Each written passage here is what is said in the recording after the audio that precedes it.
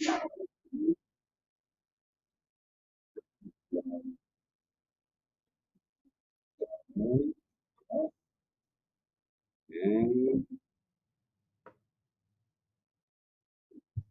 Nallely Suárez.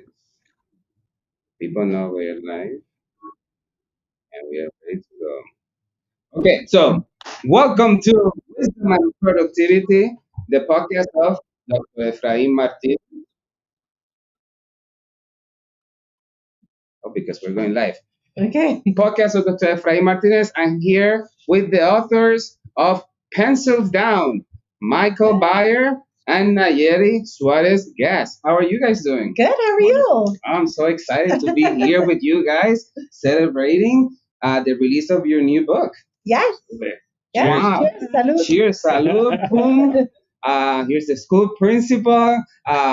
Excited to learn more about this journey, about writing this book, knowing about you. So let's start with you, Nallely. What should the public know about Nallely Suárez Gass? One, they should know that I was born and raised in Chicago. My family is from Mexico. I have always been very adamant about doing a million things, trying a different job. I had a very successful career in consumer packaged goods and food goods. And then I left one day to coach others in their careers. I found the majority of my satisfaction came when I saw others win, when I saw people advance their careers and find happiness. And so I decided to make that my full time passion. So I'm wondering, Nallely, who coached you that inspired you to become a coach yourself? It's not one person. It's a compilation of everybody. I think about like my aunts and uncles who helped me do my homework when I was a little girl. I think about, my teacher, Mr. Green and Miss Dean in high school that were such a big influence. And I actually got a C in Miss Dean's class, but she was so influential in just shaping and forming us. That was freshman year. And then since then, I've always felt like I've had, I don't know if you want to say like a guardian angel or a mentor, but there was always people wherever I went who were, offering advice or willing to lend a hand. And so to say like one person shaped my life would be completely erroneous. It is a compilation. I am a compilation of everyone that I've worked with or met. Beautiful. Thank you so much for sharing. Michael Beyer, what should we know about you? It's hard to follow up with that. She's such a natural speaker. What do you want to know? What's your origin story? Origin story. Goodness. Yeah, when were you bitten by the spider? Grew up in Woodstock, Illinois, northwest of Chicago. Fled there right after high school. Studied art at UT Austin. Dropped out because not a good idea to study art on student loans. Joined the Air Force. Went overseas for a few years. Came back. Grad school, art history, UIC. Realized again, art not a great fit for me, so I went into teaching. So I want to make a difference, right? I want to make a difference, but I also wanted a stable job, right? I came from lower middle class, wanted a stable job, so I went into teaching to make a difference and a job, and taught for 5 years, far south side, Alcott Gardens, Humboldt Park, and then I realized, one reason why teachers can't, they're frustrated is because of the leadership, right? And so I found a program at UIC that fast tracked me to being a principal. And I became a principal. I worked in central office for a year, but then I led a school on the southwest side, did wonderfully there. But I got frustrated with the poverty and just dealing with all of that, right? You feel like your system is pushing the rock up the hill. And so I said, I want to try it on the other side of the tracks. And I went to Ogden, which is, if you're from Chicago, Ogden, one of those affluent schools, and went there and did some good things as best as we could. But I got pushed out for various reasons, and it was kind of tragic because my family depended on it, and I found myself out of a job, and so what am I going to do? And so long story short, we got connected because I wanted to go into the corporate world, and so many educators since have reached out to me and said, "How do you make that leap? How do you make that? How do you do that?" Right? And I said, "Go talk to my friend Nate." Wow. And then eventually we said, "This is a Let's book." write a book. Yeah. So that's the origin of the book. Yeah. So like how to support people who have left the profession. So my first question is, Um, can you describe the current crisis facing the education as mentioned in the book? Yeah, I'll try that and hand off to Nallely when she talks about how she's coached educators and whatnot. But the current crisis is that it's been around for well over a century, right? Education in America is a business, is a sector that is often used as a scapegoat, well documented in another book called Teacher Wars and many others. But it's the scapegoat of society, right? We expect teachers and schools to solve all of the issues and many other issues wrapped into that: sexism, racism, who can be a teacher, the pay and whatnot. So it's always been a profession that has not been. We say we respect teachers, but Not in practice. yeah, you get Teacher Appreciation Week. But then it was really COVID that really just broke it, right? Everyone realized, like, okay, you don't really respect us. You want us to go back to, broken down schools with no ventilation, no supplies, no technology, and it just ripped the bandage off. And so many teachers and principals just got completely burned out and realized they wanted to leave. And you think that, like so many other sectors, that it's going to snap back to normal, and it's not, because I think people have realized that it's not for them. And that's the current crisis in education. I don't think it's going to change. In fact, all the numbers, all the statistics say it's going to continue for at least a generation, if not longer. But the other crisis, which is why we wrote this book, which is, educators, as qualified as they are, they train everybody to get jobs elsewhere. They don't know how to get jobs outside of education. Right. And it's unfortunate because they offer so much. Yeah, and I would just add to that when you think about the crisis in education and piggybacking off of the pandemic conversation, so many people found themselves going back and maybe uncomfortable. There were stories that we've heard of, like, teachers who went back who maybe had immunosuppression issues and didn't feel comfortable going back, and they were like, "You've got to go back, or you're going to lose your job." We also found that there was a lot of stress, and maybe perhaps not the systems to help the teachers cope through stress or manage the anxiety they were feeling as they were coming back into the classroom. And so, for all those reasons, we were like, we feel that this book needs to be written. Wow, like the book is designed as first talking about the crisis in education and what is going on, and it continues with a series of vignettes with many individuals Right. who have left the profession. I'm wondering, how do you guys find the people? And was it easy to get them to open up? Because, like, when I was reading the book, I could feel the desperation that they are sharing with us. Yeah. Yeah. And it saddens me as a current educator that people have to go through this when all they wanted was to make a difference. So the hard part was finding them. The easy part was getting them to open up. Because the hard part is, I have a big network of educators, right? Across Chicago region, some across the nation now. And you look on LinkedIn, you look on social media, and you say, okay, who was an educator but left successfully? And there's not many who left education and found a completely different career. Most land in what we call education adjacent careers, right? FinTech or EdTech. Yeah, FinTech, yes. There's a lot of jobs in that. Very few went beyond education adjacent. So the hard part was finding them in different, to represent so many different sectors. Right. The easy part was when they opened up to us. Yeah. No, when we were doing these interviews, and there were times when I was crying, when they were crying, and you just feel one, like a sense of relief. You also felt like with a lot of them a sense of, like, sadness from having left. And I don't think, like, the educators that we spoke to when they started their careers, I don't think they imagined that they wouldn't end it there. There was, in fact, I think it was our second interview with, I think it was Tanisha, that I reached out to her as a friend of a friend, so I didn't know her. And she emailed me and said, sure, you can interview me, but I need to talk to you first.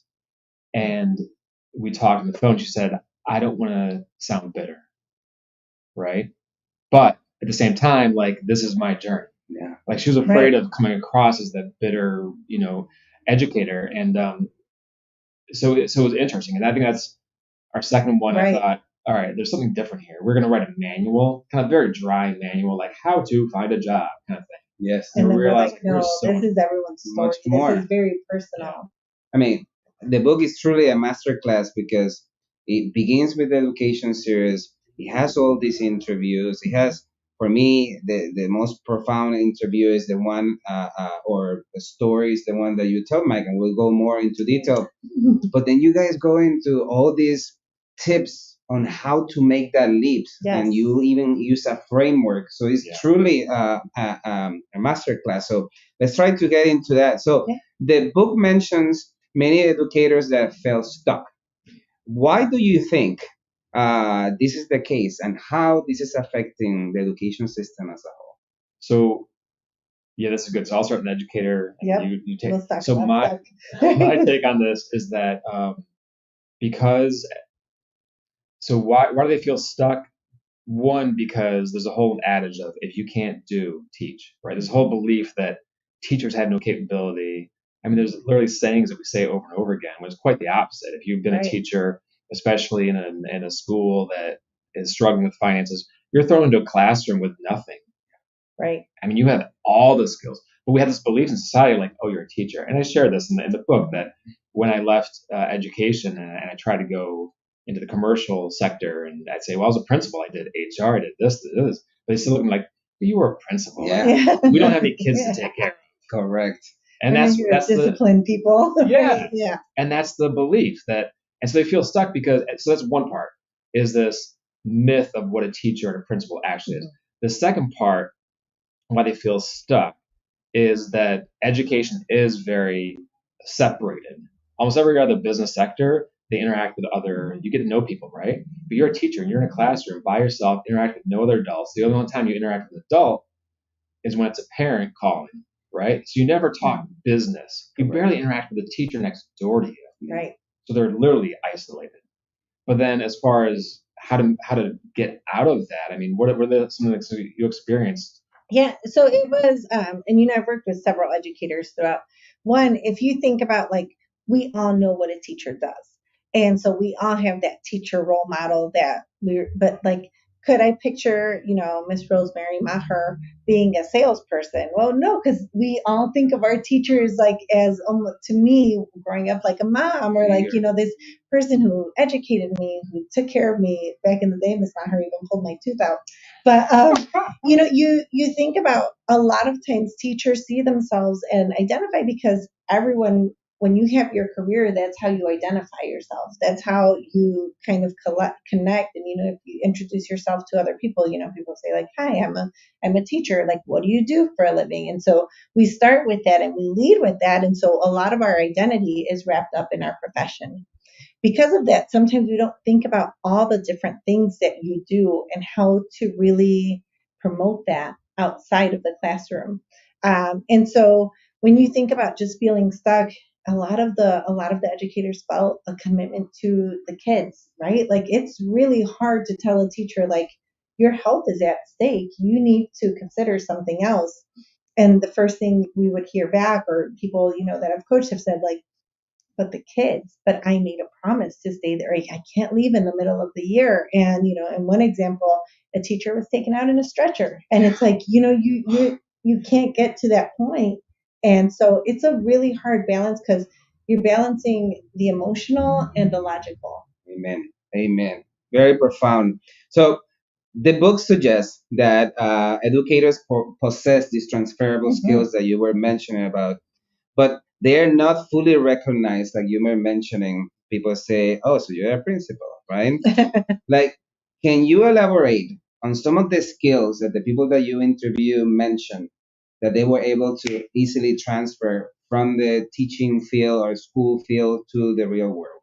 Yeah, one is flexibility, right? If you think about what an educator does or a teacher does in the classroom, you are not only running the curriculum, planning the curriculum, delivering it. Think about your audience, right? So you have children and they're all at disparate learning levels. So you have to get everybody to not only buy in, but accept and learn it. And so to yield consensus, that's boardroom material. So, you think about how an educator has to like show up and plan and then have these institute days where it's more planning or development. And so, when you put all those together on a resume, it's a very strong generalist person who can lead, create, deliver, and, bring others along. Amen. There you go, educators. You're way more than a lesson plan. Okay, you're Yes. boardroom material like Yes. that. Amen. So, what lessons, Nishat, I believe, she shares an experience regarding the importance of having self worth and not being a martyr in the classroom. We heard that a few times. In fact, one person just came out and said, don't let yourself be a martyr. And it ties back into that, educators are often guilted into, well, it's for the kids, right? You're spending your own money out of your pocket to buy some stuff for the kids. And we all believe it, right? We all buy into this myth. I mean, teachers are out there hustling, begging online for donors' shoes to get things that they should not have to even think about getting. Right. And it's about self-worth, because eventually you reach a point. Well, let me take it back a step too, because what we found, and I'm not too surprised by this based on my own experience, which is most educators get into it, their background, their childhood, lower class, lower middle class the best, rare to have upper middle class. So, when you go into teaching, sometimes you're the biggest success in your family, right? So, to fail from that or to leave that, you're gonna feel terrible. And so you don't have that self-worth going into it, because you have to have some gall to grow up poor and say, I'm going to be a CEO. Some people can do that. Most people can't. Right. Amen. I remember as a teacher going to these events where the book companies would go to a restaurant and give free resources. And I would literally go to the car and change my shirt and go back inside And get more to stuff. get more resources. Yeah. So, yeah, the struggle is definitely real. So, how can former educators leverage their people skills and client focused mindset, as you mentioned in the book, to excel in industries like, for example, real estate or customer success? Let me put my twist on it too, because you're the expert at this. But what stood out to me is one teacher, and I think Nishat was one of them, several interviews, they mentioned social and emotional skills, right?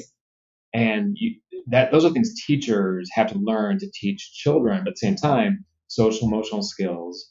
And then another thing that stood out to me was people management.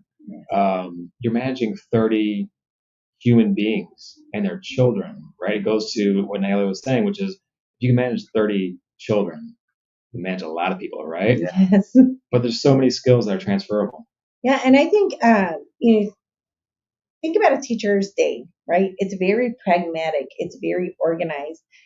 As adults, we still crave that structure, to know like, and imagine having someone who's going to hold your hand, like talk about like real estate, right? And one of the things that's going to be your biggest purchase, like most people do not purchase real estate that often. So to have someone to teach you, to make you feel comfortable, to make you feel safe, to make you feel guided, but also that you trust this person because they know what they're doing, like that's a teacher. Wow. It's in because as someone who is working in schools and don't know pretty much anything about outside of school, the book walks you through. One of the interviewees talks about when you are selling a house, it's not really one person who's making a decision, right? Like it's a couple, it's a family making a decision, and you have to work around it. And the way you phrase things is the way we differentiate in the classroom to engage the students. Yes. Quite fascinating. So the book discusses the impact of poor leadership, right? I could feel how awful some principles can be in determining people leaving the academic world. Can you share some thoughts on the role of leadership in retaining and improving the education system? Let me first say that I went through, and personally, like it was a pretty terrible experience of how I left the education field, right? I could easily be very bitter and angry and hold a grudge. And first of all, that's not the case at all. In fact, I joked that the CEO at the time, I should send her flowers, right? Like she got me out of education. Thank you, right? But with all that said, and now I forgot the question after that. Leadership. Leadership. So I don't blame anyone. So you think about, our district, there are just cycles and generations of, you know, how it was treated by the wider society. And so we can blame, and you hear it all the time. You blame the board, you blame the superintendent, you blame the principal. As a teacher, and I did it too. You blame whatever leader's near you, right? And it's a systemic problem. It's a structural issue, right? So, principals, they're key, as are superintendents, but at the same time, we can't go around. We're not going to solve anything by blaming anybody. I just want to say that first and foremost. But then, more about leadership or coaching Well, leadership. I think it was La Doctora Alejandra who said she was there and they told her, like, you're the principal now, like you're in charge right now, and with no training and no anything. And whether we talk about schools or corporate America or any other type of structure, if you're put in a position that you feel one was given to you just by default because you're there and now you have to figure it out and you don't have the proper training, you're gonna feel overwhelmed. You need that leadership. And I know another instance, we had someone who said that the principal was bullying her. And when, like, there's no difference between that and corporate America. We always say people don't leave jobs, they leave bosses. Yes. And this is also the case we saw throughout every interview where people were saying, I just lacked the leadership, or I needed someone to help me or to be my voice or to give me that structure, and they lacked it. And if you were at any other company, you wouldn't be criticized for leaving. They'd be like, oh yeah, your boss was a jerk. But here we have the stigma of leaving the classroom. Yeah, it's almost like leaving your children behind. Right. Um, And that, man, yeah, no, a lot of them said that. And actually, because I have Doctora Alejandra in my head, she actually said, I still see my kids because I live in the neighborhood. So she found a lot of joy that she was still able to see them progress and grow up. And so, she said, I didn't want to leave my kids. Beautiful. And I personally know Dr. Alexandra. Hello. No, she was Such an lovely. awesome Yeah. educator. Yeah. Awesome. So what commonalities exist between the lesson planning for students and designing training for adults, as highlighted by Ryan's story? Yeah, you're going to be doing some training soon, we heard. I would argue that the lesson plans that we require our teachers to do are much more rigorous and detailed than any training plan I've had to create outside, right? In many different other positions since teaching. I mean, the level of detail that we put them through is almost farcical, right? From standards they have to look up that they've never been taught how to teach, and now they're teaching them, and they have to find materials, and they have to create mini lessons, and they have to have objectives and themes and activities and tie all this stuff into it. Outside of education, when you teach someone, it tends to be much more incremental. Yes. I'm going to teach you how to do one thing, and that's it. This is how you do it. Done. Right? And then you move on to the next thing. In education, it's I'm going to teach you a million things while I'm juggling, spinning plates. Right. It's incredible. So true. Yeah. Right. So and true. Usually when you have, like, if you have a formal training in a corporate setting, you have the managers there, you have the people who are going to receive the training, you have the training laid out, you have the objective, you have all these ancillary teams of, like, HR making sure, yes, this is the objective we're trying to reach, this is what we're going to teach. You have legal who reviewed the training material to make sure. So it's a fully planned out, scoped out plan. I had shared that on the first day of CPS, someone reached out to me, and she was saying, like, I can't believe I came back. And one of the things she said, I'm teaching a brand new grade, different course. I don't have the curriculum. I feel so unprepared, and I feel like I'm doing a disservice to the kids. Wow. It shouldn't be this difficult. No. What strategies can individuals use to avoid overcommitting and feeling guilty for not working constantly, as mentioned by you, Mike? So this is interesting, and I know Nallely has a really good take on the quiet quitting part that was a trend outside of education. But I would argue that quiet quitting and it wasn't called that, but it started happening even before the pandemic when I was a principal. And, Chicago's very union militant. If you can work with them, you can work with anyone. Amen. And I've got good friends, right? Don't get me wrong. Great friends. We Love love you, CTU. them. Okay. And he's out of it. But I remember very distinctly that they said, we're not going to answer emails after, 4 p.m., 5 p.m., right? And they said, we want a balance, right? And it's very difficult to do in education because parents come to you panicking, often about trivial things, but they're still panicking. Right. From their perspective, It's valid. it's valid. Yeah. And you have literally emergencies. You have sometimes life-threatening issues of children, of teachers. It's hard to just turn off because you're working 24/7.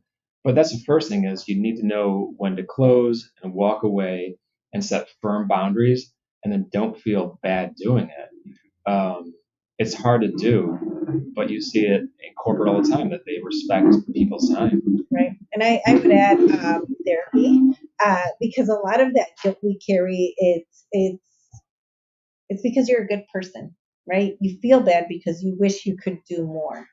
And so I don't think there's anything wrong with feeling bad, but it shouldn't overwhelm you. It shouldn't overtake you. And so I always recommend therapy to work on guilt issues.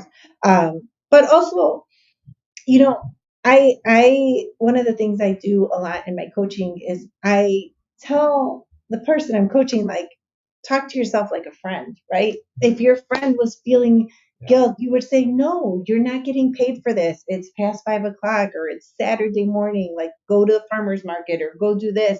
We would never challenge our friends. We would tell our friends, like, let it go. And a lot of times we hold ourselves to a standard that's so unreasonable because that's just what we feel. So true. Peter Attia, in his book on longevity, he says that one of the best advice he was given is that whenever you feel like that, to send yourself a text as if you were sending it to your best friend. Yeah, that's great advice. We will never tell our best friend. Like, you're so dumb. Exactly. What are you doing? Yeah. Amen. Good. Here, a lot of strategies. How can teachers and former educators learn to set healthy boundaries and not allow their identity to be solely defined by their job? I would say, when we are defined by our jobs, it's not necessarily a bad thing, right? It means you're proud of what you're doing. It means that you enjoy what you're doing, or that you did this and you did great. Before you think about, we would all be like, oh, we know who the doctors and lawyers are in the room. But to know, like, the teachers, and to know the nurses, and to know, like, who the policemen are in the area. We do that because it's what we identify as. And I don't necessarily see that as a bad thing, to identify with your job, because to me it shows a lot of passion. For sure. But I Do will you say have a that, take on that? yeah, I completely agree with what she said. But if your self-worth is wrapped up in that, and you think that leaving and doing something else is going to make you less than who you are as a person, as a human, then that's an issue, right? Right. So true. Because there are so many opportunities, and even if you go to something we call lesser in society, a stay-at-home parent, or you go and become a barista at Starbucks. If that's what you need at that time in your life, there's nothing wrong with it. You have to think of your life as a series of chapters. Exactly. Right? And we know someone right now who's taking a step back, shifting gears, doing something that, they can do much bigger or better, but at the same time, this is what they need right now. There's nothing wrong with that. You shouldn't criticize yourself for just taking care of yourself and your family and doing what you need to do before you find the next journey or experience or whatnot. Beautiful. I love that. No, please. And if you find yourself in that position, get a pen and paper and write down everything you are. So, I start by saying, like, I'm a mom, I'm a wife, I'm a daughter, I'm Mexican, I'm a prima, I'm all these things, because it sometimes is a good reminder to show you that you are a lot of things besides just your career. And one more thing too, give yourself credit for your accomplishments. Right, that's one thing that helped me is when I left education. I said, you know what, I accomplished all these things. I could die tomorrow and be proud of my life. Right, and if you're a teacher, most likely you've had at least a handful, probably dozens of students who will always remember you and be thankful for what you did. Yes, you've changed lives. Right, be proud of that. Sure. Now go do nothing and say, I've accomplished a lot. Yeah, masterclass. How can educators apply their skills and knowledge to careers in the fields like corporate training, DEI consulting, or product training, as exemplified by several individuals? This is all my class. One, it's by understanding first, you know, it's hard to find what job to look for. One of the things I like to do is search job boards based on your strongest skills, and you'll know your strongest skill. A lot of people will tell you like, "Oh, you're so good at presenting, or you're so good at doing this." Just put that skill set in there and be like, detail oriented. It's going to give you all these job descriptions that list that as a desired skill set. And then I always say, take that job description and circle all the other things you can do, so that you could start identifying like this is what I can do well. Yes. And then take that to the corporate world, right? So you think about DEI consulting, and especially in neighborhoods that are, very foreign rich and just have like all this diversity, like you've done that. You've adapted to language barriers. You've adapted to making sure everybody feels included, that there's harmony, that, and so all those things are very hard to do when you are, like I think teachers are just on autopilot to do it. For sure. But they don't take a step back to say like, I can do this. This is what I've done. And I've brought in, everybody to feel well. If you think about training, we want people to learn, and teachers can take people who are at different learning levels and make them all feel good about themselves and feel accomplished. So bringing that to the boardroom or to the corporate trainings is really fun. And I think that if we think about the people who shaped us and taught us the most, it's teachers. So if I was in corporate and I wanted someone to come and teach my team, I would pick a teacher. Wow. But I do want to add that those 18 educators, at least 12 to 15 different careers or jobs. Yeah. And one person opened their own franchise, right? Yeah. Restaurant, food business. Correct. Yeah, So many things that just apply one for one. All of your skills that just transfer over. And there were jobs that, for example, I never heard of, like for example, product training or customer experience, Yeah. right? Like there are things that for me are foreign, and I felt so informed reading this book to learn about those things. Now we're talking about that.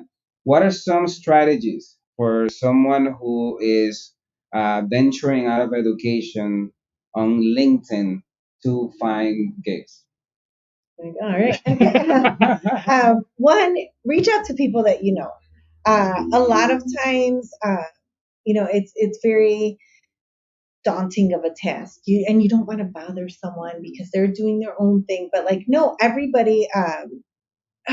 We love to help people, and then when we need help, we're scared to ask because we don't want to bother other people. But I'm like, you need to give that other person the joy of being able to help you and bring you along. Right? Now, I just flashed back to one of our first coaching sessions that we met at Panera over in Elmwood Park. Yeah. And you said, look at your network, right? Reach out, just reach out to people. And I said, they're I your don't want to bother friends. them. Yeah. And she goes, no, this is what you do in the business world. In the business world, you're always trying to make connections because that's where the business happens, right?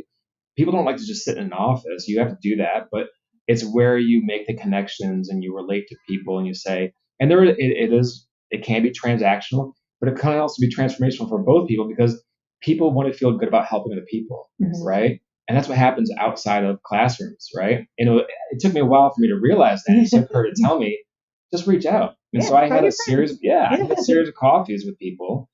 And after that, I had like 2 or 3 job offers, right? Interviews just lined up just from friends that I never talked to them about stuff outside of school. But when I sat there and said, here's my resume, what do you think I could do? They said, you can do this, call me. Yeah. Wow. It seems so daunting uh, for me to even think about it. If I ever step out of the classroom, like I will see like a brand new mountain. And again, I want to give kudos because the book walks you through the possible things that you can do in your life. So one of my favorite topics about self-awareness and emotional intelligence. How can we develop this to prevent burnout among educators? well, burnout is hard, and burnout happens everywhere. And we've never seen it as badly as when we saw the pandemic, right? Which forced us to reimagine how we worked, how we interacted with people, a disconnect from the workplace. And so I don't even remember what the question was. And I was just like, No, I that's think I okay. got some PTSD. A lot of questions here. Emotional intelligence and self-awareness, and how that can help educators that are on the trenches thinking about changing to use those skills to help prevent burnout. Well, it's listening to your body, right? Your body's going to tell you. And a lot of times we may not see the signs right away, right? It may start by maybe gaining weight or disengaging with activities on the weekends because you're so tired. You know, we've had educators that I've coached tell me, like, I just go home and I go to sleep and I'm not giving my kids the right quality of life. And then they feel bad because they're doing that. And so, I think the first step is physically your body's going to tell you it needs help. Secondly, it's maybe your friends and family are going to tell you, right? And there were times when my dad would be like, "Oh, you just seem so angry all the time," and I'm like, "I'm not angry. I'm just so tired and I'm so stressed." And so listen to others that are also telling you that you're being different or something's happening. And I would say just you could read the steps of burnout, but it's like disengagement. It's, reclusing yourself to your couch or maybe watching too much TV. And so if you lived a different life from 6 months ago to right now, like try seeing what those changes were, what caused them and what you're feeling. Maybe it's for the positive. Maybe you're able to sit on the couch and watch TV because you have made yourself less stressful or you've put the boundaries up. But if you're finding that it's just like a disengagement, like listen to your body and listen to those signs. I'll put that I think it's more difficult for educators, and there's similar professions to, because I completely agree, and I didn't listen to my body when I was a principal. I was worn out, whatnot. 19 hours a day, you mentioned. Yeah, easily. Multiple days for months, years. That you're on the stage, right? And I'll never forget this when I was a new teacher, and it wasn't just teaching kids. When I realized that you're a performer, you're performing in front of kids, and then as a principal, you're performing in front of everybody, nonstop, so everyone's watching you. And you nobody likes you. And no one likes you, right? They'll smile to you like, you're like, and you're on the stage, and your body is tense nonstop. It's not just you're in a play where you're on the stage for an hour or 2 hours all the time with your work. When you go home, you just collapse. You're exhausted, and so you almost forget how to listen to your body, and that's part of the problem. And that's when you really have to disengage and cut the cord on the weekends and not do a single thing, and just as my therapist said, because I went to therapy after I left, still in touch with her. We interviewed her, and she said, "Go walk in the forest. Just go walk in the woods." And she said, "Go walk in the woods and cry." And I was like, "Okay, and I might have, but that's what you need to do. You need to get back in touch with your body and just say, you shouldn't feel stressed all the time." It's like we are educated to be always run, run, run, run, right? Never rest. Yes. And talking about rest, another thing that we don't get often in schools of education is that they are teaching us in a way to coach others, coach students, coach teachers if you're becoming administrators. But often we don't talk about the art of being coach. Yes.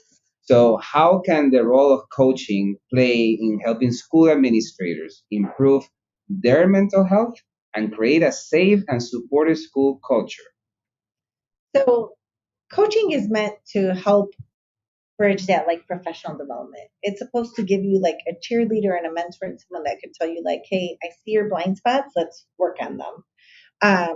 A lot of times you're right, teachers are the coaches, right? They're the ones telling the student like, hey, you're behind here, or like practice your J's. That's what they would tell my son because he had a J in his name. So they do that because they want to see marked improvement. They want you to do better. I think about the teachers who I'm going to use a lot of my son's experiences, but like our teacher was like, hey, he needs speech therapy. And I'm like, oh, he already had speech therapy. And she's like, he needs more. And it's like, she was making sure he got the coaching he needed to be successful. When we think about teachers and we know that they're even close to burnout or we're not planting those trees early to make sure that they have shade throughout their career, like it hurts the whole foundation. We need to make sure that teachers feel supported, that we give them the tools, that we say, this is how you face challenges, or this is how, some of these conversations should be structured. And we don't do that. And then sometimes people get promoted into a leadership position and they haven't been told how to be a leader. And so you've gone from like peer to leader, and now there's resentment and no one's been trained and no communication has been sent. And so it just creates more tension. And so coaching and workshops to build like that cohesion within the teams is super important to make sure you have a good functioning school. So can I add to that? I think it's also related to self-worth, and that if you think of, I was taught this in my doctoral program, how to improve a school, which is you think of principal, draw an arrow to teachers, draw an arrow to the students. The principal is there, and you can go outward as the superintendent, board. The principal can only affect the teachers, right? And the teachers can only affect the students. And we're so focused on that chain, but around academics and things like that, and we're not focused on ourselves, that, what we talk about in the book is that well-being is a huge focus right now, social and emotional learning and well-being of students, but we don't even focus on the teachers, the principals. And how do we expect them to teach children how to find balance and well-being when they're burned out? But we don't invest in them at all. I contacted so many principals, superintendents across the country saying, what do you do for well-being? And they give me a long list. We do this, this, this. And I say, oh, that's for the students. That's great. What do you do for the teachers? You teacher appreciation week. The diploma we are posting on the wall. And we had, I was working with the principal and I said, what is the hardest part of your job? And he said, managing the construction projects. And I was like, oh no. So you think about that arrow. So now that kind of first arrow is gone from the teachers. The person who's supposed to be coaching and mentoring the teachers is busy running a capital expense project. Wow. Towards the end of the book, you quote Fulham, that one of his most important lessons was that in order to truly bring change in the school, you truly have to love your teachers. First secret, Yes. That was so empowering. So, follow-up question about the coaching. What professional development the coach needs to have in order to learn how to coach? Oh, that's a great question. One, I'll tell you my personal one. So I've done extensive leadership and management training. My undergrad is in economics and management. Believe it or not, my master's is in information technology operations management, so nothing to do with coaching. But I have always had a continuous, certification and education for leadership and management and training. I've led teams as big as like 100-person team. And it was working with like HR or trainers to understand like, this is what my team needs. As a leader, it's your responsibility to know like who's where and what their goals are. And sometimes it's not about coaching. In some companies, it was about like creating a good maternity leave, because we had women who, like I was having children and I'm like, our policy is not very good. And so coaching is that social like awareness of saying like, this is what my team needs and I need to get it for them. And, I'll be honest, like, I know when I'm good at coaching, and I also know when I'm not. I know who to send them to, because you can't be an expert at everything. Amen. Yeah. Amen. And principals are de facto coaches, even though there's not a lot of training, right? There's a lot of data. Right? So how can educators navigate feelings of guilt and self-doubt after making this career change or leaving the school environment? Self-doubt and guilt? Yes. I would say that's two different things. Self-doubt, for real, and that's valid, right? I'm in my 40s. I won't tell you which end of the 40s, but I'm in my 40s. And I changed careers, right? Mm-hmm. That's daunting. And when I started out, in one job, I was, I was working with the kids, right? I was managed by someone who had just moved out of the parents' house, right? I was like laughing, don't ever say that again. That's so cute. That's adorable. So there's going to be that self-doubt. But again, it goes back to recognizing that there's nothing wrong. There's something admirable that you have many journeys in your life. You'll have more. If you're fortunate to have one job all the way until retirement, good for you. Most people don't, especially these days. And starting over again, it's a challenge. It's excitement. Just take that on. But self-doubt's going to be there, and just own it and just say this is part of the process. Yeah. The guilt is a different thing. Yeah. Did you feel guilt changing professions? Yeah, I felt guilt like getting fired. Like, I'm sorry, like, and even though I sued and won and disproved it all, but in the end, like, yeah, you feel guilty, like you're walking away, you're leaving, and some more former colleague would say, oh, you should come back, and parents and even former students, they'd say, oh, you should, and you feel guilty. But I reached a point. It didn't take that long for me because I in retrospect, I was burned out, right? I was burning the candle on five ends. And I thought, you know what? I've given so much, 15 years, right? And always given over 100%. And then you look around, you say, so many people have a comfortable life. Why don't I give that for me, my family, my children? I deserve it. Makes sense. And first of all, I love self-doubt.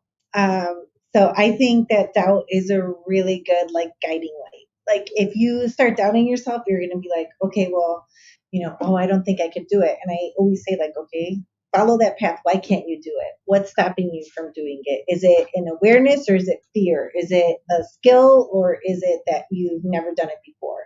So walk through that, and then you just start going through, like, oh, okay, actually, I don't know why I was doubting it, and so doubt is going to tell you all the insecurities you're feeling. It's going to tell you, like, this is where my brain thinks I'm going to fail, this is where I think I'm going to fall. Catch those, write them out, and say, like, okay, I doubt myself because of this. Doubt, especially self-doubt, and it's a popular term is imposter syndrome, that you don't feel you belong, but like NBA stars have it, actors and actresses have it, like everybody has it. It's just how you manage through it. And I just say, like, follow that rabbit hole until you feel like, oh no, you're right, I can do this. I love that, self-doubt as a teacher. Yeah. And I would argue, just listening to you, I realized, like, that's where that is the learning, that's the edge of learning, right? If you ever reach a point where you're just like, oh, I got this, you're probably not pushing yourself, right? So self-doubt is when you're learning, no matter what you're doing. Yeah. Beautiful. Thank you so much, guys. So there's Jeremy, who mentioned tearing down the mythology of teachers not having a network. How can educators build and leverage their networks to enhance their career opportunities? I mean, he did a lesson. In fact, he posted he on posted LinkedIn. It, I was like, oh, you record us while we're recording you. It's brilliant, right? Like he's Inception. a LinkedIn master, right? And he went on LinkedIn and saw that, but it goes back to networking, right?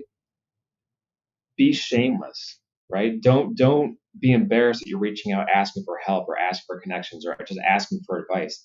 That's a first step. Yeah. And I love Jeremy's, because he was like, look up people that you may know, whether it's like a same interest or they went to your college, or, like, just go and, like, send them an invite. And it's funny because I've sent out several LinkedIn invites to be like, I would love to have a coffee or a virtual coffee with you. And people reply. Yes. So I think Jeremy brings up a good point, that we associate our network with the people who are around us. And our network is the people we've touched or been touched by at some point in our careers, that will, or even our family members, because they're the people who will advocate for you, or they're the people who believe in you and would cheerlead you. And sometimes you don't realize how quickly that network branches out, because you'll go to someone and they'll say, I don't know anybody, I can't help you, but I know someone who does. And everyone has their own tendrils that will branch out, and it quickly grows. Talking about teachers and educators that transition, we talked this before we started recording. How can educators successfully rewrite their resumes and use the appropriate jargon to match the job they're applying for in order to obtain those opportunities? So that's where I get my glasses. Yeah. Okay. So first, this is important. Listen. First, look up. I'm a big believer in looking up companies that you want to work for, right? And when we were all in our 20s, we always, and Google started, we were all like, yeah, we want to work for Google. The line starts right here. But what did we like about that company, or what are you looking for in a company? And then, I always say, like, search everything, talk to people. There were so many jobs that I had in my career that I would have never knew even existed. Um, if I hadn't talked to someone to tell me like, go here or do this. Learn the jargon by like searching things. I always say the TLAs, the 3 letter acronyms. Learn those because what CRM means here is not what it's going to mean over here, or CPR, that we think is just medical that has another meaning over here. Learn them and ask people who are in that field, or ask people who work for that company, what does this mean to you? um, so that when you go into an interview, as you're putting your resume together, you have those listed. I'm also a big believer in having like skill set and experiences, or beliefs and values on your resume, because those are what's going to ping, right? Yes. So, and spell it out instead of putting the acronym. Don't put CRM, put customer relationship management, so that it pings that way. Also, in your resume, and actually on LinkedIn, put as many buzzwords as you can put, like, because that's going to be the recruiter scan first. So put all the words you can think of in there. They don't even have to make a sentence, because that's what's going to ping the computer. Yeah, it's those screeners that Yeah. people don't even read the first time, and outside of education, you get pinged, it gets screened. But a couple other things though and you taught me this, which is you got to change the jargon. So from education to outside. Yes. So we don't have students, we have clients, or we have customers, however, whatever fits the jargon. So you do have to change that. Yeah. Key stakeholders. Yeah. It's things that you don't think, right? Because you might put, an educator might put taught 5th grade, right? But you guys talk about taught 30 students and accomplished such and such percentage, because that's what companies may be looking for. Right. What kind of growth were you able to produce in your industry? And let's go through that example. So, if you're a teacher and you're just like, well, I teach 5th grade. Think about the impact of 5th grade, right? You have 10 and 11-year-olds, which are difficult because they're leaving like the child and going into almost like a preteen. Think about what comes with that, right? It's being able to manage emotions. It's being able to, direct and guide people to learn different topics. This is the one before they go to middle school. So you're also managing the emotions of leaving maybe a familiar school, and you're also maybe managing people who feel like they're at the top of the food pyramid in the school, because they're the seniors of the school. So how do you phrase those things so you could say, like, it's not just I taught fifth grade, like I prepared this group to move on and transition to an entire different level, and I was the last person who had them. Wow. Well, to add to that too, though, that don't be embarrassed to not only Google the acronyms, all the rest, but you'll find like within a business, you'll have two people working side by side. They don't even understand each other's jobs. They don't understand each other's acronyms. But that's the easiest part, is learning the acronyms, learning the language. Educators have the skills, which is what you're getting paid for. You're not getting paid because you know some vocabulary. That's easy to learn. And most times in a business, not everyone in the business even understands the acronyms. So don't be embarrassed to ask or Google and say, so that's like the surface level. Yes. And be confident, because a lot of times, and I'll give you an example. I was working at PepsiCo, and my manager said like 4 sentences, and I looked at him and he's like, what? And I was like, I have no idea what you said. and so he explained it to me. And I think like if I wasn't confident enough, and I for sure felt dumb, but I was just like, I need to tell him, like, I'm not keeping up with this conversation. What's your phrase? It's okay to feel dumb. You can feel stupid, but don't stay stupid. Yeah. So how can the experiences of educators, such as Mike, your success in leading change within the teachers union, how did you apply that to make significant changes in the corporate world? And what challenges do educator turn corporate professionals face in this transition? first I'm gonna say I didn't make any change in the teachers union. I don't want them calling that tonight. But how do you take your experiences as an educator into the corporate sector? I think it comes down to just identifying your skill set, right? Which again, Nallely explained that it's sometimes hard to transfer. It's hard to identify. To take a step back and say, well, what do I really do? I teach fifth graders. No, you don't. You do so many other things. So the first thing is identifying your skill set, and those broader kind of holistic skills, which can transfer to so many. We talk about people skills, right? We manage people all day. That's a highly sought after skill right there. Very much. And we forget it. We don't appreciate that.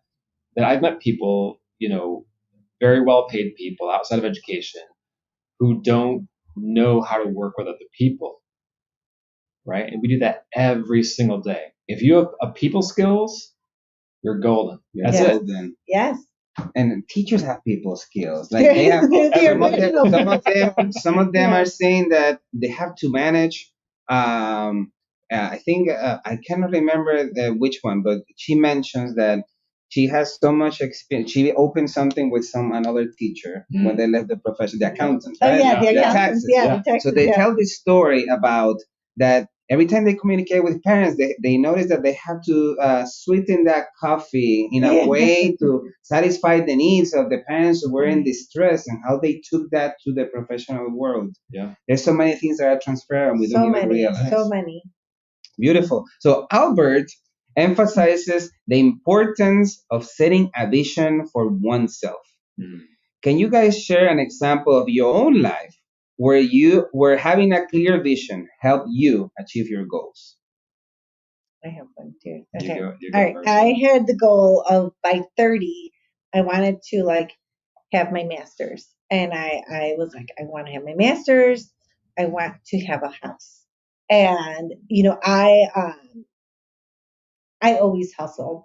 My dad had a bar, so I would bartend there on the weekends, or I would waitress, and I would do anything. Like if someone's like, hey, for $200, dress as a chicken in this corner, I'd be like, for how long? So, I was always like, yeah, let's do it because I knew I had that goal. And it was a very clear vision, and I told everyone I was going to do it. So I got my master's after I turned 30, but I was still 30. So maybe didn't hit the mark, but I knew what direction I was headed. I also knew in my professional career that I wanted to lead a team. Like it was really important for me to people manage because to me that was a strength I felt I've had early on, and I knew data analytics.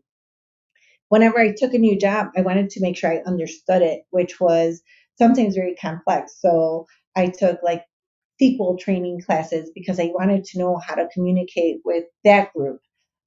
So to me, the vision was always wherever I went, I wanted to make sure I knew everyone around me and that I could communicate to them in a language that was what they understood and that I didn't sound stupid. Yeah.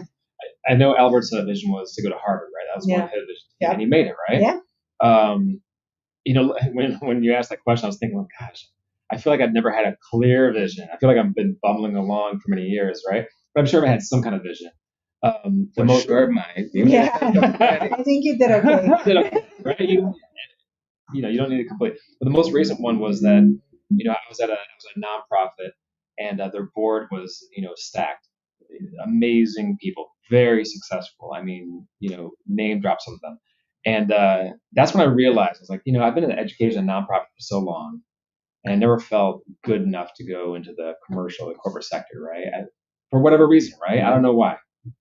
That's when I realized, I can make that jump. It's not that hard. It reminds me of Obama's quote where he said, I've been at the tables with some of the most powerful, successful people, and they're not that smart, right? I'm paraphrasing, and it struck me. I said, I want to try something else. No more education or nonprofit. I want to try something else. And I went for the corporate commercial sector, and I did it. I had a clear vision. I said, I can do it. I got the help. You can't always do it alone. In fact, most of the time you can't do it alone. But you reach out, you network, you set your goals, and you go for it. So, Mike, let's talk about your story, okay? As a school principal, right? Reading your testament about what occurred to you, it was very impactful. Okay, I always tell you that when you were succeeding in school X and changed to school Y, we were all like saying, "Wow, there's one guy who can do it. That's Mike Beyer." So in one of the schools, you handle an ethical dilemma involving a teacher who used, believe it or not, a tarantula to frighten a student on the autism spectrum. Um, Tell us about how this incident impacted your career. Yeah, that was really interesting. That was I wasn't even I was a principal intern, right? Um, so and as a teacher and again, I always give everyone the benefit of the doubt. She did that because she felt threatened by this autistic child who was older and or not older but bigger than her, and she did it to keep him away while the aide was out. And the social worker alerted to me, and I went down to the classroom. I said, "No, remove the." I sat with her until the aide came back, and she said, I didn't mean to." So I kind of lectured her a little bit. I didn't raise my voice. She was married to someone powerful. I got an earful, and it just goes to show how politics, unfortunately, negatively affects the school system. Right? Yes. Shouldn't be the case. There's a clear violation of so many issues, and I was the one who was pulled in to my supervisors, and it taught me right then and there. In fact, I remember distinctly a professor said, all right, we get it, right? We know what happened. You didn't do anything wrong, but the analogy is that, and I remember this to this day, you were at a stop sign or you're at a stoplight. It was a red light. The light turned green and you drove forward, but you didn't look left and right, and someone boom, and it's your fault for not looking. And that taught me very early on that that's a job. It's true in life. It's a good analogy to keep in mind. It's a good analogy, yeah. But when you're a principal, and especially in districts with fewer resources, you're responsible for so much, and you can't do it all. In fact, you wake up each day and say, "What am I going to try to enforce or support today? I can't do it all." Yes. And any moment, someone could walk in and find something wrong because you can't monitor everything, and you're responsible for every single human in that building. And in my case, I had 3 campuses, right? Responsible for all 3 at once because I'm magic. But that taught me early on that it's just not magic, Mike. Yeah, not that guy. But it's just a silly job. It's unfortunate that we expect so much beyond anything.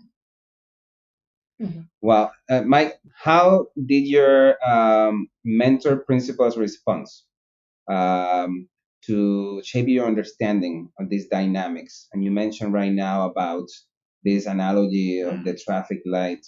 How similar is the mentor to the coach? How similar is the mentor to the coach? Yes. How so? To the coach, the mentor. The mentor at that time had some personal involvement. She had skin in the game, right?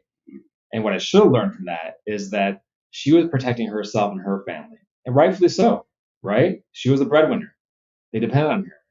And I look back now, in fact, there were so many principals I ran into, and I thought, man, you're not really trying. But then I would look back and like, well, you're still there, and you're gonna retire with a nice pension because they balanced themselves and they built boundaries, and I just went full force. And so to go back to your question, the mentor at that time had skin in the game, so they could not be purely objective. Yes. Right? They're going to protect themselves. A coach that you pay, they're going to. I mean, there's some subjectivity right there, but a coach that you pay, they're there to help you succeed, and that's it. Right. Wow. And if I may just as the coach, the coach is also going to tell you things that maybe are uncomfortable. And, like there have been several times I'm coaching someone and they're like, well, I just did this. And I'm like, stop doing that. But it's someone who is like your supporter, and we don't know where you're in. We don't know your environment. We know your story. And so, we're going to be on your side, but also recognizing that there's external factors or things that are happening. And, we're going to be the ones that help you find your skill sets, help you say like, okay, so, was this your fault or was this the fault of them? And let's go through everything so that we can have this like unbiased perspective, because I don't know everyone else who was at the school. Like, So let me ask you a follow-up question. What makes a good candidate to be coach? Like someone comes to you, what they need to be for you to get the best out of them? trust and a willingness to be coached. So I had someone I was coaching, and we were 3 weeks in, and I said, I can't coach you. You don't trust me, and you don't open up. And so you have to have a genuine want to like grow and to do better or to find something else or, recover your confidence. And if you can't go in, it's like, and I've had other people walk into my house and be like, you're the coach, tell me. And I'm just like, that's not how coaching works. That's not how coaching works. I don't come to me because you're in trouble. Come to me because you want help, because you understand that, you know what, like you have this career, and at this point in your career, you've realized you could use some outside opinion. And even I equate it to like legal stuff, like even chief legal officers have outside counsel because they want to make sure that you're checking in and making sure everything's like done the right way. And so, if you need a coach, if you're like, hey, I'm kind of stuck, or I don't feel like I'm doing this, or I feel like I could get better at that, or some people call me and say, I had a presentation and I feel like I fell flat on my face and I need help with that. Like, then we can work together. Would you say it's the willingness to be vulnerable? Because if you're not willing to be vulnerable and put yourself out there, then you're not willing to change and learn and listen. Yes. And, there have been times, I canceled the contract twice where I said, you're not growing and you don't want to grow and you're not doing the homework or the assignments. And so if I can't, it's got to be a willingness from both. So we're gonna go. I am so interested in that relationship between when he got to you, but one of the most touching moments in the book, after you go to all this thing and they remove you, even though, like you said, you took them to court. A parent, supported parent, supported you pro bono. You won your case. You demonstrated, you know what, they're full of it. At some point, you went home and you are hugged by your wife. Yeah. That was actually when I was removed, like the day. Can you share that story? Because people have not read the book yet. You need to read this. Put a couple tearjerks. So I was removed. I got called downtown and I said, oh, something's wrong, right? I had no idea. And I got called in an office with the head of HR and, someone from the C-suite. I'm like, okay, I got chills. And they started reading a paper very dryly. I was like, oh, geez, I've done this to other people, right? They take my keys and they walk me out because now you're a security threat, right? It's protocol, right? And they walk you out of the building and they just send you on your way. So I'm walking home because I was walking distance from my school. And I call my wife, first thing, and they sent out an email blast, probably like within seconds. And she said, did you get fired? I was like, how do you know? She goes, I got the email. So then when I went home that night, I was bawling, I was tearing up, and I hugged my wife. She was crying, and I was thinking the worst, which is I'm the breadwinner. Everyone depends on my insurance, all the rest. But she said, "It's over, finally over." I said, "What?" It's one of those like record screeching off. Like, what are you talking about? She goes, "Finally, you're done with that job." And I realized how much impact the stress that I was bringing home was having on her and our kids. It's really. Yeah. And that's why I could never go back.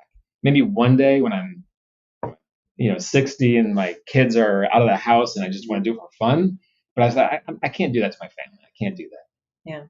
Yeah. That's you mentioned that one of the reasons why you moved from one school to the other was to be closer to home. Yeah. But then you ended up being more time because of the demanding, because you ended up going through a process of merging two schools, and you didn't go to the easy way where you were merging two affluent schools. Yeah. You really practice the equitable thing that we are all preaching, but many of us are not doing. Can you walk us through that journey and what that meant through you? Quickly walk us through that journey. Yeah. I mean, we try to do what's right. And I say in the book that if I had listened to the podcast, Nice White Parents, I probably would have not done it, right? Because you listen to that podcast, you're like, ooh, But we tried to do what's right and merge Ogden and Jenner. It was difficult, and my partner Rob, we lost him in the process. It was very tragic, but yeah, that's another book, another day. I don't know. For sure. There's a new chapter. So one of the most innovative things in the book is that you guys are proposing the creation of the chief well-being officer position in school districts. Can you tell us about this innovative idea? So it's not innovative because we learned about it, and she knows more. Yeah. It's in the corporate world. It's been around forever. And what's interesting is that DEI, even though we've been trying in schools for decades and decades, in CPS, they didn't have a chief diversity officer until relatively recent. Yeah. They were doing corporate world long ago. They've been doing wellness for long. I mean, Yes. if you want to speak to the corporate side of it. Yeah, no, you think about the well-being, right? And so if you think about even like, I want to say like 15, maybe, 15 years ago, when did Fitbit trackers come out? Yeah. And we got a discount to move. We got like reimbursements, like you get free lunch if you go on a walk. We had all these programs in corporate to say like, hey, work out, eat better. We're going to have, free snacks, but the snacks are going to be healthy and they're going to be available to everybody. Or, there was this thing about who you could go to, and like even, I think about, there's so many perks, just the insurance, what is it, the EAP, the Employee Assistance Program, to get you a therapist right away, and it covered your family. All these things that were meant for you to be better, be happier, be more engaged. If you go back to like late 80s when SAS opened up and their big campus, and they had like dry cleaning and childcare, like it's to make sure they can take away some of those stressors from your work life, that you could come to work and just work. There's some companies that offer like ready to go meals for dinner, so that you can leave and just take those meals, and you're done. You go home and you enjoy the time with your family. There's the 9-100s where you work 9 days and have 100% of your hours, so you could have a 2-day weekend and a 3-day weekend. All these things. Yeah. When I realized it's like this actually exists, and they do it for a good reason, right? Because you can't have a successful business when your people are burned out, right? So it's a bit of a transaction. It's not just like being warm and fuzzy. They're doing it for good reason. It attracts people. It retains the best talent. It makes people want to work a bit harder, or just when they're working, they're more effective because they're better balanced. And in education, we just do not think about it at all. In fact, again, I have yet to find a program nearly as comprehensive as what you'll find outside of education, the commercial and corporate sector, of how we even measure the well-being of adults. It's just not done. Right. And it's not that we don't care. It's just that I think it's a combination of lack of finances. There's no funding for it. I think it's also a combination of that, school boards are afraid that they're going to be accused of taking it easy on teachers, because, those are our scapegoats right there. They don't deserve that. They get the summers off. Isn't that enough? Is that? Yeah. Well, you mentioned that you start realizing or appreciating having lunch without having to rush. Yeah. Yeah. Oh, the one we heard all the time was, "Oh, I love using the bathroom whenever I want." I actually had to delete, like, I have like 3 examples. Yeah, I remember as a teacher, like, you would have to be in your classroom for 3 hours. You couldn't use the bathroom no matter what. You have to buzz the office. Can you send someone to watch the kids while I use it? And then that was one of the privileges of being a principal. I was like, oh, I can go to the bathroom. Yeah. That's insane. Yeah, wow. Everyone said that. Incredible. Yeah. So you talk quite a lot towards the end of the book about the concept of work-life integration. Yes. Can you discuss what does this entail? She's a model for it. I love work-life integration. I mean, we're in your office. Yeah, we're in my office. And so I'll give you an example of a company. I used to work for Miller Coors. And one of the things I really valued, I was a new mom. So this was 11 years ago. And at every facility, they had breast pumps. and they also sent one to your house, and they sent you car seats. Wow. And so to me, that was like, oh, my work is looking after my family. And it just was very nice to know that this was available to me everywhere I went. I also think that there were the boundaries of like after 5 p.m. no calls or no meetings. Friday afternoons no meetings. Like use that time to wind down your week. Um, I love the idea, and I don't think there's like the work life balance, right? Like you work from 9 to 5 and then you come home and then you have dinner with your kids and then you like to me work life integration meant I'm going to go to work. I'm going to go to my doctor's appointment. I'm going to come back. I'm going to work some more. I'm going to have lunch. I'm going to leave at 4 because, I have to go get my kids from daycare. And then I'm going to make dinner. And then at 8 or 9 p.m., once the boys are in bed, I'll go back to working. So it's just part of my life, but it's not within these hours and these guardrails. Like it lets you define your own, it's your life, so it gets more integrated. I am encouraged. I see a lot of corporations now, and I'm like, God, with all these perks, like I may go back to corporate. But it's just really beautiful to see like how that's changed. And I applaud companies that do a lot of DEI because to me, working in corporate, there were not a lot of people who looked like me.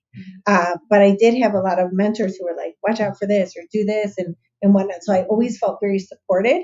But I did have, I had this boss and he would say like, I'm not going to look for who's the first car here and the last one here. And I told him, I said, well, if you did, you would see that it's my car. I said, but by Friday at 2, like I've given everything and I'm going to leave. And he was like, cool. Like, I agree. He's like, if you want to, and I just like being out early on Friday. It made me feel good. I wanted to miss traffic and get home.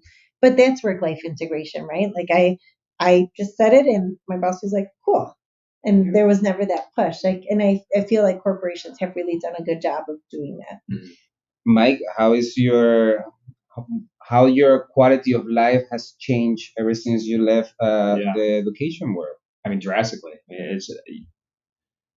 I never imagined I'd be at a point where I can be involved in. I don't necessarily my kids' events, sporting events, plays. I get to see them on the weekends and I'm relaxed. I can exercise regularly. I'm not pulled into so many school functions where you're forced almost to have a drink or whatnot, and it's night and day. It's night and day. And I would attribute that largely to the employers I've had, that they recognize it. They do what they can to build that culture and those systems and structures because they know it's beneficial to the organization. And it's unfortunate that our educators don't have that. The book concludes, I believe, indicating that the purpose of the book is not to encourage people to leave the profession, Right. but to let them know that, listen, if you're unhappy doing what you are doing, you have options. Any final thoughts about to share with the viewers and listeners of the show? My final thought, Nallely, you can end, is that when we talk about this, there's almost no other sector, no other job where you're made to feel guilty telling someone you should quit. It goes back to texting yourself as a friend or whatnot. Just the concept of like telling teachers it's okay to leave. It's almost like it's a sin. You're breaking some rule or commandment. And that's what you have to realize. Like that's ridiculous. And I have friends who have gone from school to school and they're still unhappy. Why are you still doing it? If it's not for you, leave. Find something else, and you do have options. Yeah, and I would echo a lot of that, but to me, it's just, understanding if you feel fulfilled. And if you are fulfilled, keep doing it. And sometimes, we are in careers and they're going to be hard days. And good people have bad days. And a lot of times we take that for granted. As educators, I have so much respect. I have lots of teachers in my family. I have a principal in my family. And to me, like the heart and the devotion that comes with it, it takes a special kind of person to do that. So I love that, we have these type of people in the schools and there, and I loved every teacher my children have had. At the same time, I encourage people to know that it's not the end all be all, and that you wouldn't put someone through a toxic environment out of guilt. And so understanding that there are options, if you want to explore them, and maybe some people will read the book and say, it's not that bad here, you know. And some people will say, yeah, and they'll be like, you know what, I can do this, and maybe some people will be inspired. But hopefully the goal was just to say, like, there's options and there's a world outside, and if you are doubting taking that leap, we can show you how. Wow. It's been a pleasure having you in the Oh, show. likewise, I Efrain. learned so much. Gracias. I strongly advise for anyone. It's an awesome read. It's exhilarating. It keeps you engaged all the time. For people who are in the career or switching, when you need ideas, this book is truly a masterclass. Pencils down. Have a great evening, guys. Thank you. So much. This podcast is a proud member of the Teach Better Podcast Network. Wrong video. Thank you for listening to Wisdom and Productivity, the podcast of Dr. Efrain Martinez. Chulo. And I love that production. Chill out.